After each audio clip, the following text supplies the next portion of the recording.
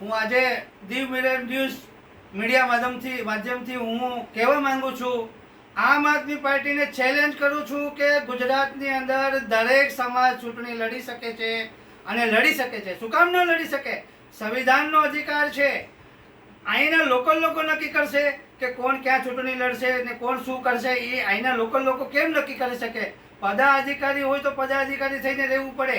એવું નથી કે કોઈ બીજું નક્કી કરે, એવું કંઈ નથી. દરેક સમાજ ગુજરાતની અંદર નહીં, આખા ભારતની અંદર ઇલેક્શનની ચૂંટણીઓની અંદર પ્રદર્શન કરી શકે છે, ટિકિટ માંગી શકે છે અને બીજું કાંઈ ન થાય તો પછી અપક્ષમાં પણ લડી શકે છે.